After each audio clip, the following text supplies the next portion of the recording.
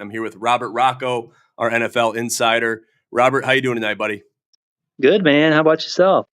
Doing real good, doing real good. And obviously, we're in the midst of playoffs. It's playoff season, and coming off of college football playoff, Michigan gets the win. Still got to talk to Cody about that and how he's feeling about that win and how he's reacted to it. You jump right into NFL playoffs, so it's kind of a nice transition. Then we're going through the rest of college basketball, right into March Madness. And then you have a little lull, but you're getting some nice weather at that point, so it's kind of nice. We're kind of we're going in that direction. It's feeling good to be here. And the Detroit Lions, obviously, you got to be happy for them getting their Oh, first yeah. playoff win in 32 years. I know you, as a big Lions fan, got to be happy about that. I guess right off the bat, how do you feel about the Lions getting their first playoff win in 32 years? A lot of big names in attendance, and against Matt Stafford, the former QB.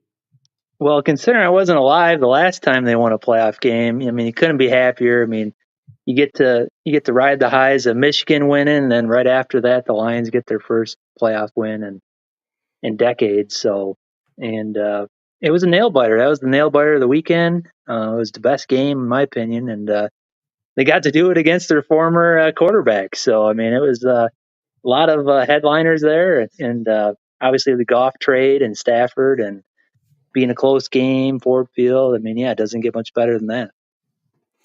Yeah, that's right. And it's huge for the city of Detroit too, and that's kind of what I was hearing from the Lions fans. Because, like I said, even if they go win it all, I'm a Dan Campbell fan. I've told people that, but I can't. To the victors earn the spoils. So the victors to the spoils are awarded, and I will not be able to participate in the spoils if they do go off and win it all. But I'll be happy for them nonetheless. I'll be happy for them nonetheless. So. Real quick, let's just talk about the playoff picture. So we know what happened. The first round happened. The wild card weekend has occurred. It's came and went. And the teams that we have are the teams that we have. Some surprises. Obviously, down go the Browns, down go the Miami Dolphins, and down go the Philadelphia Eagles. All of them are pretty surprising. I'd say the only one that's not surprising is that of the Texans. That was a toss-up game. That's one you didn't really expect to go one way or the other. Sure. It could have been a toss up no matter what. But C.J. Stroud and the Houston Texans, I mean, they're playing like a playoff team, and this guy's only 22 years old, got his whole life ahead of him. He's a rookie. I guess right off the bat, what do you think about C.J. Stroud, and what do you think his capabilities are in the NFL, not only this year but going forward? Sky's the limit, man. I think that was easily, so far, I mean, it's not over yet, but easily one of the best rookie seasons by a quarterback that I've ever seen. Stat wise, I mean, he just doesn't turn the ball over. They have this vertical passing game that they just get the ball downfield to these wide open receivers, and he makes all these tight window throws, and he's mobile enough that he can get around the pocket, move outside the pocket, make all the throws on the move. And I know everyone, makes that comparison with Bryce Young because the Panthers had the opportunity to either, get Stroud or Young, and they went with Bryce Young. But I also think the Texans were in a little bit better shape than Carolina. That's really at the beginning of starting over with a rebuild. So, but yeah, I mean, they were very surprising, and especially against the Browns and their defense to put up that amount of points. I think it was 45-14. Yeah. Some astronomical, wild card points there, but yeah, they did a great job, surrounding him with talent and some good receivers, and yeah, I think he's going to be around a while. I think he's going to be a name that we see for years to come if he can keep up the same play he's been doing all year. Yeah, obviously he's playing like a veteran right here in his first year, blowing out the Browns in a playoff game, 45-14. Kind of unforeseen from other people, but he's amongst a good company that have done similar things in their time. So like Brady is among those names. So he's on the right path. He's on the right track to be a great quarterback, and I think that we're going to see a lot of great things out of him. They will face the Ravens. I guess, what do you say as far as the Texans' chances against the Ravens? Ravens got a first round bye, taking the first seed in the AFC. What are they looking like? Do you think that week is going to help them or hurt them from taking it off? Yeah, I mean, a team that's as established as they are, I think it's going to help them. People that have got some some minor injuries or whatever are going to be in better shape for the playoffs. I think it really hurts the teams that are on like a streak. Maybe you got a round 500 team that's strung some wins together. You wouldn't want that team taking a week off, but a team that's been consistently good all year, I think that's going to help them.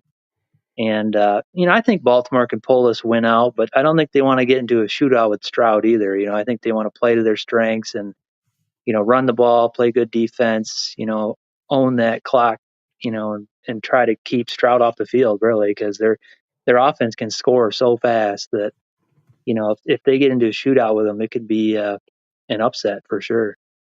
Oh yeah, I mean anything can happen. And when I look at this game and we're thinking about talking about the quarterbacks in that same light, I'm thinking about two quarterbacks that are one very mobile and two very intelligent, very smart quarterbacks, very smart athletes. And they think about their throws, they think about their, the opportunity to gain yards. And that's what they're gonna do. And you got two smart quarterbacks you're dealing with Lamar Jackson and CJ Stroud here. So this is gonna be a great game. You don't want it to be a shootout, obviously. But just looking at it objectively, obviously Baltimore has the week off, sitting there at 13-4. Playing at home, they're feeling good, looking good, and they're expecting great things. So the spread is 9 points. How do you feel about that spread? 9 points favoring Baltimore. Do you think that's on point, or do you think that has some room to move a little bit?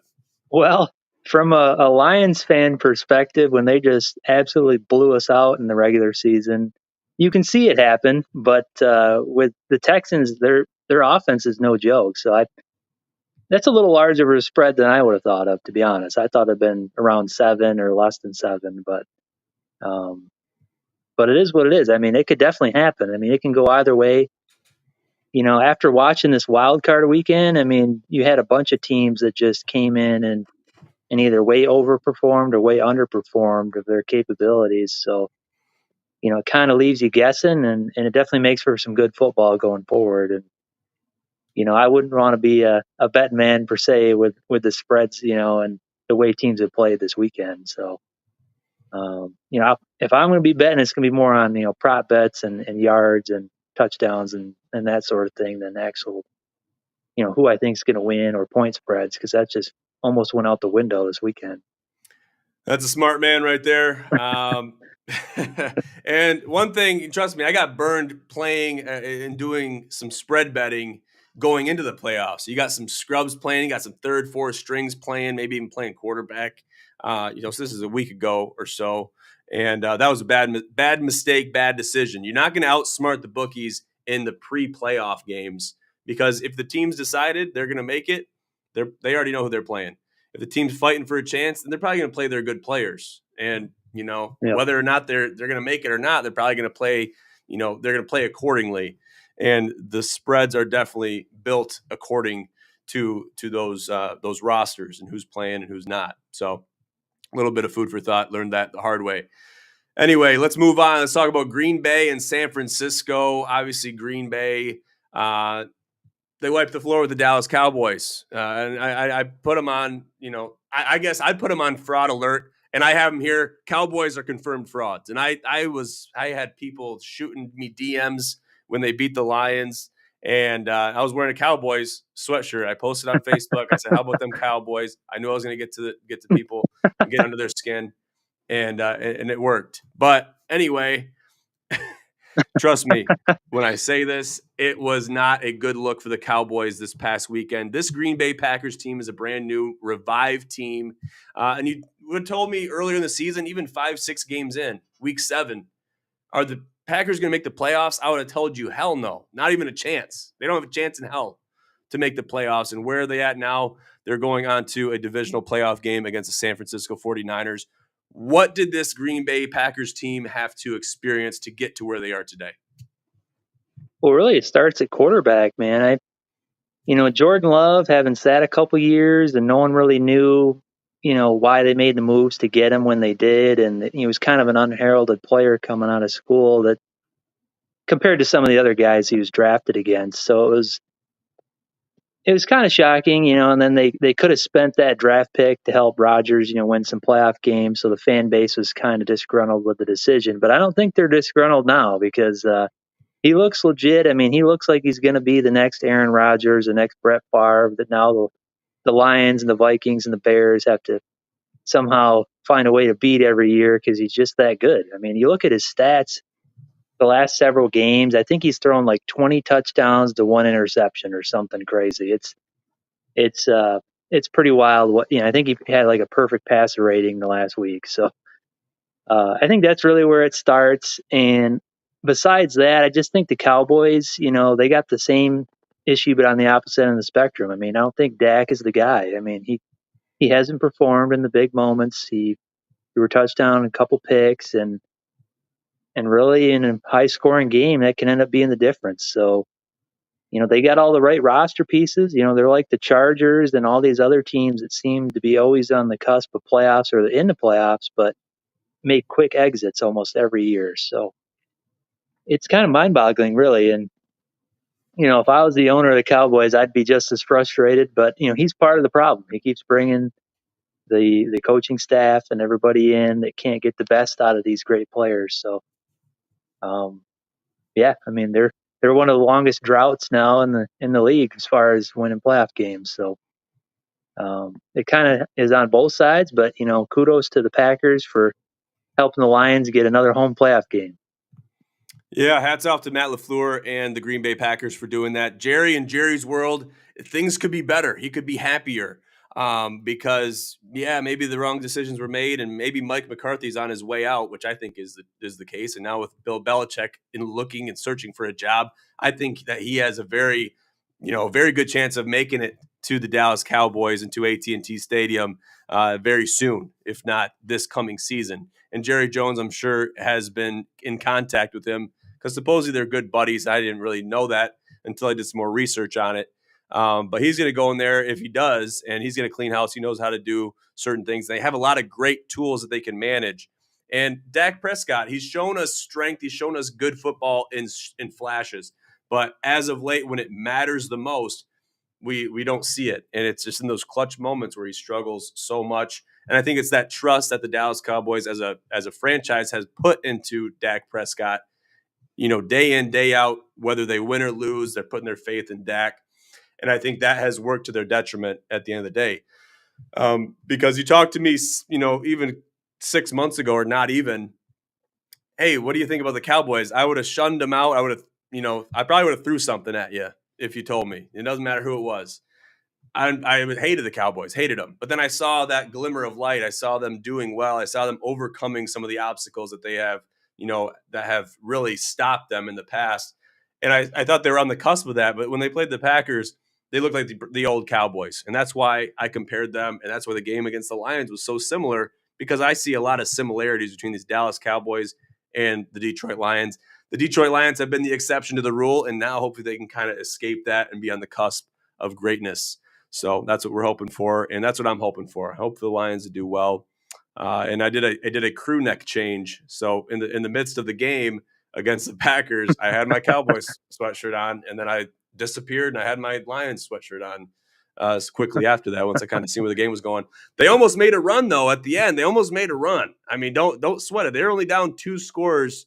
They got 2. They needed 2 more. Time ran out, but that could have been a really different game. I mean, they let off the gas a little bit on the defensive side, maybe threw in some scrubs on the Packers side, but I mean, that could have been a close game if they had a couple more minutes.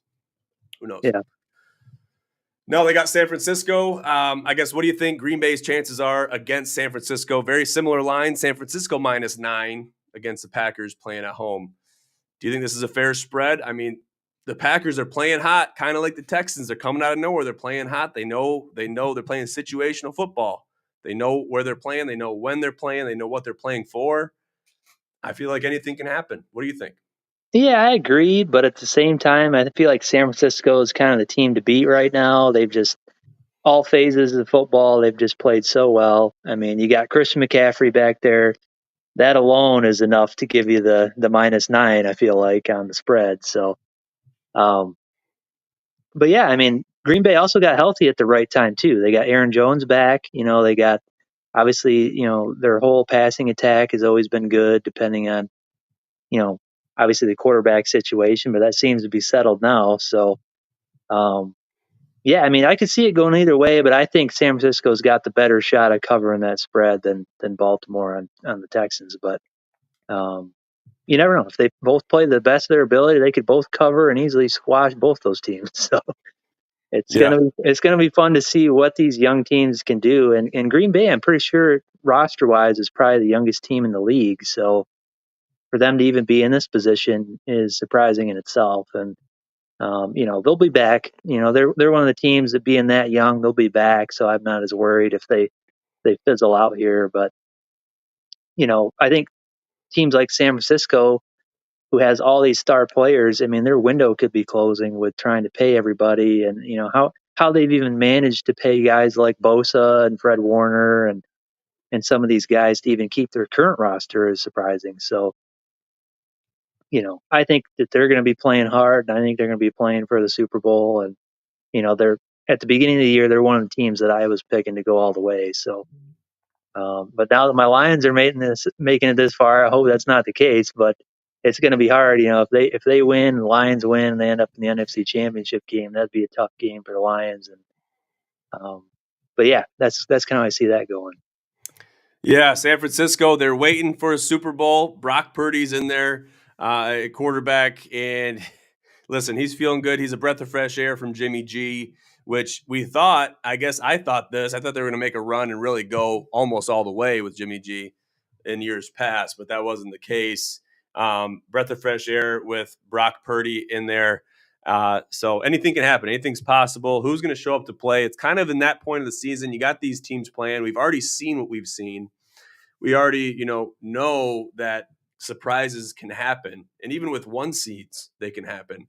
Going into the future a little bit, talking about March Madness, that same mentality, anything can happen. Who's going to show up to play the game and who's going to play better and who's going to, accept the moment, live in the moment and seize the moment. That's what it really comes down to. So we'll see. I could see the spread maybe coming down a little bit, but not too much. San Fran's playing at home. They're feeling good. They had a week to rest and they're mostly healthy. So should be a good game, but I'm leaning on the side of San Francisco in this regard. Yep. Moving on, we got to talk about the Chiefs and the Bills. Chiefs and the Bills. So if you guys don't know, I'm a Bills guy. I'm a Josh Allen fan, and they absolutely stomped the Pittsburgh Steelers.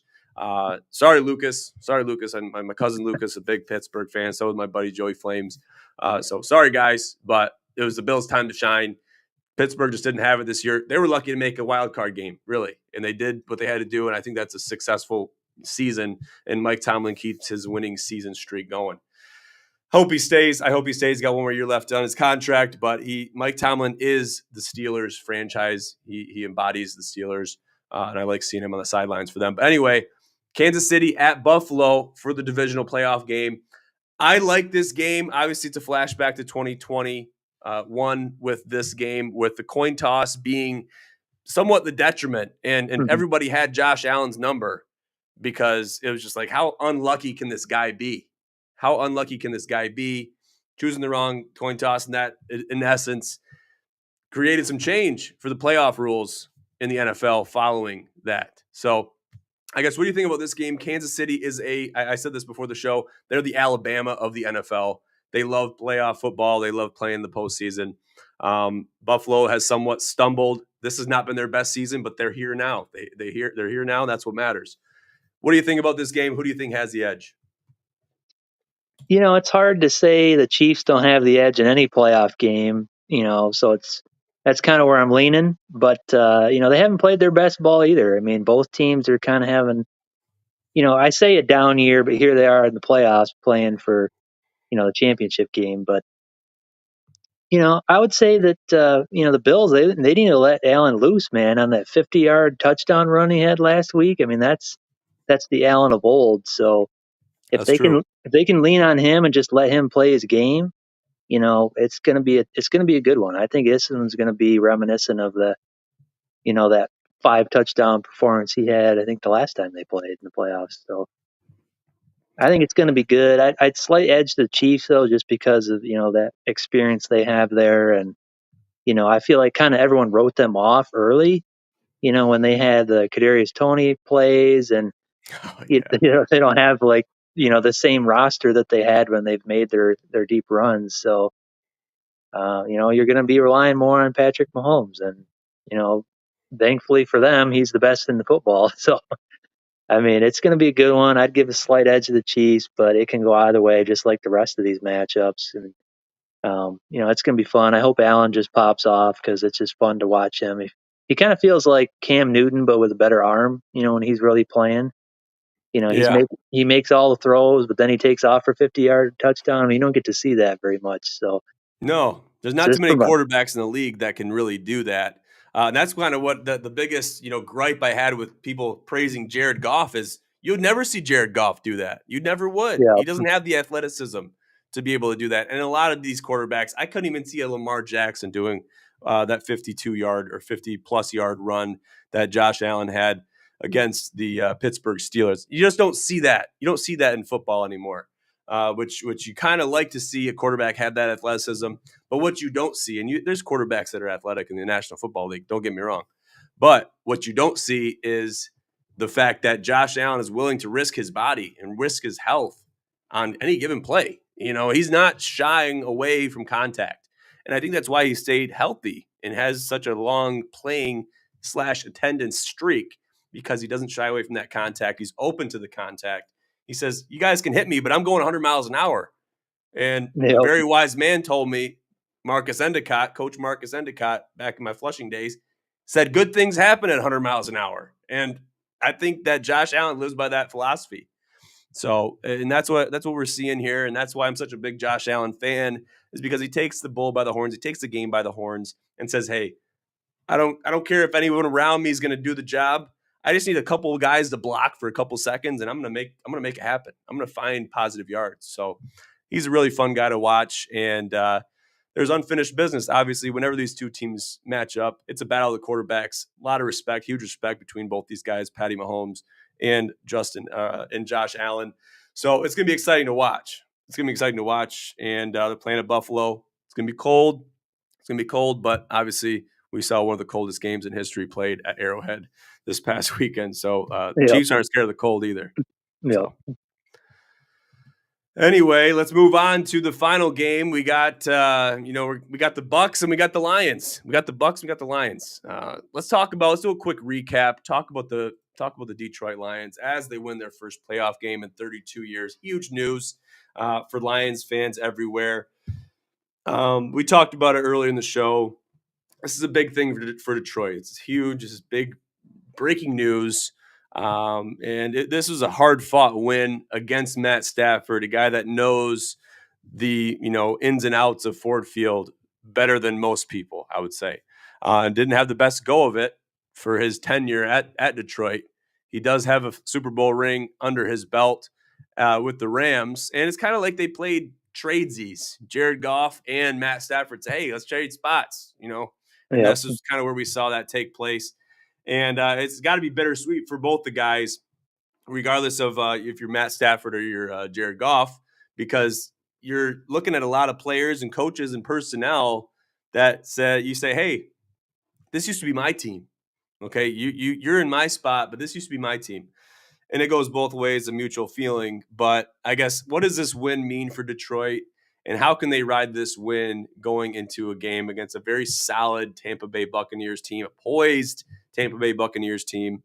How do they ride that momentum and persevere and go forward even further? yeah I mean, this win means everything to the city, to the staff. Obviously, Campbell was here when the Lions had struggled to win a single game, let alone a playoff game. So That's right. it means a lot to everybody, and to see that happen live and to have it be against a team that you guys made a key personnel trade for is huge. I mean, we pulled their GM from their organization, we swapped quarterbacks, got some picks. One of the few trades that was really mutually beneficial for both teams, because I mean, they get Stafford, he goes on the run, they win the Super Bowl, and now the Lions have some building blocks for the future. And to keep that momentum going, they just keep doing what they've been doing, keep running the ball. Their defense is scary, to be honest, to watch. I mean, they give up hundreds of yards to everybody. It seems like. I mean, Mullins is out here throwing for 400 yards, but at the end of the day, they stopped them to field goals and really held them in that second half, and that ended up being the difference. So you gotta kind of continue with this bend but don't break style of defense because they really don't have the personnel there yet to be an elite defense. They've been kind of bottom feeding as far as all the statistical categories, except the run defense. I mean, the run defense has been top 10 most of the season, but every other category is pretty much bottom 32. So, that's going to be the key. And then obviously lean on Goff, lean on that offensive line, and I think they'll be fine. Laporta, I mean, he was only back with that bum knee just a week. So he gets another week to heal up. And, even with his limited time that he was in the game last week, he scored a touchdown. So it's going to be exciting. Maybe they get Khalif Raymond back. Maybe they get Houston back. I mean, there's some other players that have been battling injury, and they know how to beat the Bucks. They already beat them 20-6 earlier in the year, and it really wasn't the style of game the Lions wanted to play. They relied on Jared Goff to throw 30 passes, or complete 30 passes. He threw it 44 times, and he's 2 touchdowns, no picks, and we had like almost 0 rushing yards. I think Craig Reynolds led the team with like 20 some rushing yards. It was pretty bad on the ground. So I see like a more balanced attack coming, and I think that they could potentially run away with this one. I mean, it's not to throw Tampa Bay under the bus there, but they've had some questionable losses this year, and obviously with Baker Mayfield, he's played really well, but he's also played really bad in his career. He's one of them guys that you flip a coin, which Baker are we going to get today? And with the Lions playing the way they've played, I feel like they can come away and make it to that NFC Championship game. So as a fan, I'm looking forward to it. I almost feel like you could play the same card for a Jared Goff, though. What kind of Jared Goff are we going to get? You know what I mean? Because you see him play, and I got to go back to the Thanksgiving game against the Packers. That was not a good Jared Goff, and I've seen glimpses of that against the Rams. In reality, and I'm going to get a lot of smoke for this. They probably should have lost that game against the Rams, and I'm going to take all the smoke for it because it was written. It was like it was a prophecy. That last final drive from the Rams, you've seen that happen before. We've all seen it. We've all seen it. You see them kind of march down. They kind of drain the clock. Okay, we're running the ball. They got a couple bad penalties, and they wound up, screwing themselves, which was like, oh my God, that never happens. That's why they won the game. If they go down and have a significant drive, you're counting on a prayer for the Lions to go down and maybe get a field goal or maybe get a last-second touchdown like they did against the Bears. But I mean, that was scary. That was scary. Everybody, Lions fan or not, you were on pins and needles watching that game. You just were, and Yeah, it's like almost like you for almost didn't want sure. to watch it. It was like watching a train wreck happen, and it's like I've seen this before. I've seen this happen before. This is happening. Like how can this can't happen? And it didn't happen. They won the game. So I mean, a win's a win, but I mean that had to be a little bit scary watching that, wasn't it? Oh yeah, definitely as a Lions fan, knowing their history, having seen all the close games that ended in just complete heartbreak, it was definitely one of those moments where you're like, not against our former quarterback and the team we made the trades to make this even happen, and they pulled it out, and that's a testament to them and their coaching staff, and everyone came to play and they made the right throws, and that throw at the end to St. Brown, that was a gutsy play call and good completion and catch by them. And Campbell played a little more reserved. He kicked a field goal, and 9 times out of 10 during the year he would have just went for it like he always does. So he played a good game coaching it, and I think that they deserve that win. And I know you threw a little shade at Goff there, but he went to a Super Bowl before, went to a couple Pro Bowls before he got here, things that Baker Mayfield could not say he did. So um, I think comparing the two, the easy winner there is Goff. Yeah, I respect that. Got a comment from Cody Shock. He says grit. Hashtag all grit. Okay. Now I was the one tweeting that out. Okay. And I had the Lions sweatshirt on. People are like, oh, what the hell are you doing with the Lions sweatshirt on? Like what are you even doing? Got another comment. Nick Ballinger, Nakua isn't Mike Evans. I'm terrified for the pass defense. Nakua is a hell of a wide receiver, and he is one of the favorites. He was playing like, Matt Stafford's guy. And I was like, oh my God, double team him. Double team him, Yeah, man do him, at least something. man up to him. He's going to Nakua every time. You could see it happen. But real quick, before we forget about it, Jared Goff. This is why I'm so hard on him, because I see quarterbacks like Josh Allen. You're in the National Football League. I want to see you be athletic. I don't want to see you get tackled and stuck in the backfield on an ankle biter tackle or where you're tripping on your own lineman. That shouldn't happen. Should never happen. Even if it does happen, find your balance, get back on your feet, and run the ball and be athletic about it. Okay, I mean, I get fired up about it because this guy's playing for a Super Bowl. We traded for this guy, and I got to say this: I think Matt Stafford is 100 times more athletic than Jared Goff is, and I hate to say that, but it's like, why can't this guy just be more athletic, more agile, fix some things, get with the trainers? He's just not built that way. That's just not the kind of football that he plays, and I get it. But just give me a little bit more than what he's given me. He's so fragile. He's like made of paper mache in the backfield. And I hate it. I Well, don't the thing know. with Josh Allen, he's kind of like a Brett Favre with wheels. So, I mean, Brett Favre, he's going to sling it down the field, but he's also going to throw a couple key interceptions during the game. So, I It's feel like true. that's the difference is Goff, he makes the throws that he needs to when he needs to, and he doesn't force a lot of turnovers. I mean, you can go and back and look at certain games where he's thrown a couple picks or whatnot, but you go overall the last few years and even throughout his career, his turnovers have been down, when you compare him to some of the even bigger players in the league. So I think that's really where the difference is. You play to your strengths. Would everybody like to have a mobile quarterback like Lamar Jackson or Allen? Sure, but I mean they're kind of the exception to the rule. Most teams aren't going to get that kind of athlete on their team, and if they do, obviously you want to keep them around as long as possible. Um, Right. but yeah, everyone wants to compare it to Mahomes or Allen or Jackson and say, "Hey, I want that guy." But the reality of the NFL is different, man. You're not going to get that guy very often. And if you do, you got to hold on to him. But the Lions had that guy at Stafford for a while. I mean, he wasn't no mobile quarterback, but he was an athlete that could make a big play when he needed to, take off on a run once in a while if he needed a first down.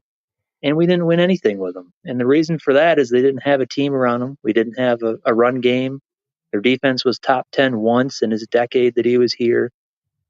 So you really need a whole team, and you can be average at quarterback and have a great team and still win a Super Bowl. And we've seen it time and time again. You go to the Trent Dilfers or whoever, pick your name. There's been a lot of pretty mediocre quarterbacks that have won. So That's I don't, right. I You're don't think right. it's a formula to win. It's kind of a luxury, really. I mean, because you're just the hit rate on a great quarterback like a Mahomes or somebody is just so small that you got to be able to make it happen with somebody that's at least average or above average. And Goff's proven he's at least above average, so I think they can win with him, and they're showing they can so far. Robert, you're great. You're great at having the voice of reason, because I'm the kind of guy where I look at it one way and I'm gonna ride that way the whole way. I'm not looking at it any other way because I think about it that way and I'm seeing it that way. But I'm also looking at it from a point of view where I'm not a Lions fan, so I'm probably not gonna give any one of the Lions the benefit of the doubt anyway. So they gotta really earn it for me. But that voice of reason is definitely helpful from my perspective. And you're right. It is a luxury to have a quarterback that can not only throw and play the role of a quarterback, but also be mobile and athletic. You bring up Patrick Mahomes. I don't think he is very athletic. I actually think he's very unathletic, but he's mobile. He's still mobile. And if we could just get a little bit of mobility out of Jared Goff, I'm not asking him to become an athlete. I'm not asking him to become a Josh Allen out there. Yeah, at least Just become mobile. Get roll us out a of the couple yards. pocket, or Yeah, yeah, exactly. Get move us a around. couple Yeah, yards when we have to, and when you guys have to, and it's just that easy. Sometimes you need a couple yards to get to make the difference, or get a first down, or get out of bounds, whatever it is. You just got to be able to do it. So I'm hoping he can do that, and maybe he can pull some tricks out of his hat, pull some rabbits out of his hat. Maybe yeah. that'd See be if he that'd be lays it cool. on the line, man. Maybe he'll lay one out there for you this weekend. That'd be awesome. That'd be awesome. I hope you're listening. Hope you're listening, Jared.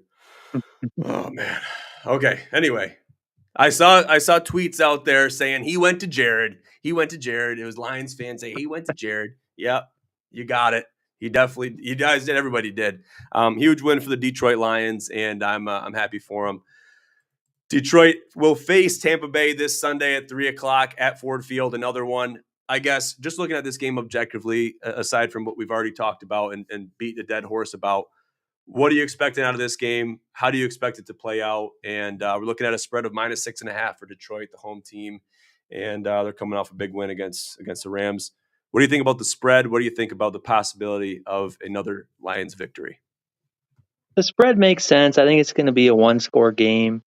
On paper, the Lions got the better team, in my opinion. The Tampa Bay's got some old Hall of Fame players on their team that are going to be, trying to go out on a big win here and Super Bowl potentially. But I don't think they got the stuff. I don't think Baker Mayfield's the guy. Um, he's played above his historic capability, I would say, if you go back throughout his tenure and with his 20 different teams he's played on now. But That's true. yeah, I think the Lions got the better team, better coaching staff. I think they're going to pull out the win, and they're at home, and it's already the highest selling divisional round playoff game ever. Is what I'm hearing. So as far as ticket prices, so that speaks to it. And the Lions, fan base really helped the Lions win last week when the Rams burnt 2 timeouts early in the second half because they couldn't hear the play call, or they got a couple delay game penalties coming their way. So they called those timeouts, and that ended up being the difference at the end. And, hopefully the crowd can come into play this week and the Lions, cover and we get the dub. Yeah, it's going to come down to, again, who's going to show up, who's going to play the game, and who's going to win. Got a couple projections here. Cody Schock, 27-24 Lions. Wow, that's a close game. I know Cody Schock is a diehard Lions fan. He's right up there with Rachow as far as the Lions fan caliber. And I know a couple of guys that are like serious Lions fans, been wearing Lions jerseys since Flushing middle school days. Rachow was in that category, and so was Cody Schock. So listen, if he's saying 27-24, I mean that's calling the Tampa Bay Buccaneers to cover. He must have been watching that Eagles game, because Tampa Bay, they looked like a force to be reckoned with. They kept the Eagles out of that game for the better part of the second half, most of the game, really. So it's going to be a good one. $1,100 or so I seen on tickets, Nick Ballinger. And I'm seeing right here tickets from $502. That's probably up into the skybox, maybe even in the blimp. But then again, it's Ford Field, so that's not going to do you much good anyways. $1,100, people. We're talking about the Lions. We're talking about the Detroit Lions. Okay, you go back a couple of years, not that long ago. This would have been absurd. You'd be paying close to this for season tickets for a single person. You know what I mean? So we've came a long way as a state. The Detroit Lions have came a long way as a franchise, and it all comes down to this. And they've got more games ahead of them. But can they persevere? Can they get the job done? We will find out this Sunday at 3 p.m. And following that game. It's going to be a hell of a game. And I'm rallying behind the state of Michigan, behind Detroit. Okay, people are going to call me a traitor, saying, "Oh, you're not a Lions fan," whatever. Listen, bandwagon. Hey, yeah, call me a bandwagoner. Listen, I said it before. I say it again. I will not be able to share in the spoils if they win. Can I be happy for the team? I hope I get permission from the Lions fans out there for that. I'm a Dan Campbell fan until the day I die. Since that press conference about biting kneecaps off, I've been a Dan Campbell fan. I don't care what team he was coaching for. I was a Dan Campbell fan. He had me right then and there. So I'm excited for him because this is his team now. Got another one from Cody Schock before we sign off. Wait till they host Green Bay in the NFC Championship. Tickets are going to skyrocket to the moon. And I think you're right, because that would be a good one. Divisional opponent in the championship game. I mean, that'd be some prime TV to watch there. Yeah, I mean, 1-1 in the series. I mean, I still go back to their loss against Green Bay on Thanksgiving. And of course, it only feels better to get a win if you're a Lions fan or even watching the Lions on Thanksgiving for them to get the win. They didn't do that. Not only did they lose, they got their asses kicked. So it was tough to watch that. And I wasn't even a Lions fan. It was tough to watch.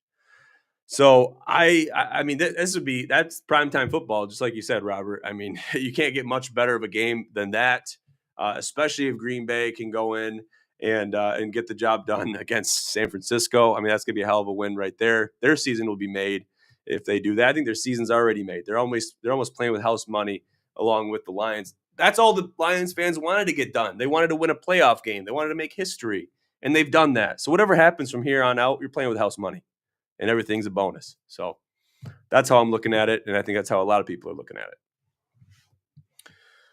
What about you, Robert? Is that how you're looking at it? Do you want to see them go all the way, don't you? Yeah, I mean, the window's so small, right? I mean, this team could look completely different in a couple years. So I think you got to go out and win. I think you got to win. You got to keep winning while you can, while you got the momentum, while you got the same coaching staff, because we know our coordinators are probably gone after this year.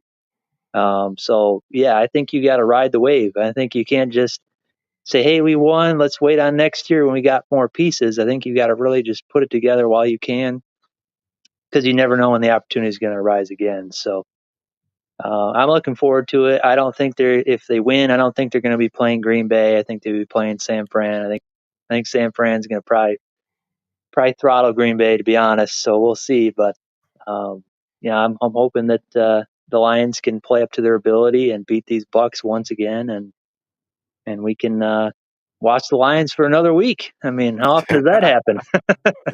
Oh man, it's crazy. It's wild to think about, but yeah. I mean, this never has happened in our lifetime. So to see it happen now, it's like, wow, this is here. Might as well go all the way. You know, that's kind of what I Exactly. said about Michigan when they beat Ohio State and then they beat Alabama. I'm like, you know what? Just go ahead. And I'm not a Michigan fan. Go on and win it all. Just do it. Go on and win it all for the state of Michigan and for your team. You worked hard for it, and you got to the point where you put yourself in a position to win a championship. Go on and win it all. Just do it. So I'm in the same boat with the Lions. I'm pulling for them. Unless they face my Bills in the Super Bowl, which could happen, I'll be wearing my Josh Allen jersey. Okay, I'm just gonna tell you guys right here, right now. See, So, there's the reality comes out for him right there, Bills fan. yeah, yeah, it's it. Yeah, so it's all circumstantial. It's all situational. So we'll have to see what happens when the time comes, if the time comes. Cool. That Lions brings us ride to or the die, end. man. Hey, I respect it. Real quick though, before we end the show, Robert, any final words, final thoughts for the people going into the weekend? Hey, man, just enjoy this. Enjoy this moment. We got the first playoff win in decades. You know, let's go root for these Lions. If you can afford the $1,100, be my guest to go make some noise. I'll be watching it from home with the family. But yeah, that's about it, man. Just ride the wave, enjoy it while we can, because you never know. I mean, it's the NFL, and you never know how long this thing's going to last. So we got to enjoy it while we can. That's right. That's right. Good deal. Good deal. Awesome. Well, hey, make sure to check us out on social media, guys, at Gin Sports Network on IG, ginsportsnetwork.com for our website, articles, updates, IG posts. Everything is on there. And our link tree also is at the bottom of the podcast. So make sure to check that out for everything. The GSN Challenge 5 is coming up this summer, June 8th. 2024. Make sure to get all information on that. It is on our website. Check it out immediately. And yeah, for now, I'm John J. II here with Robert Rachow with Double Coverage. Until next time, we will see you right here again. I'm John J. II. Have a great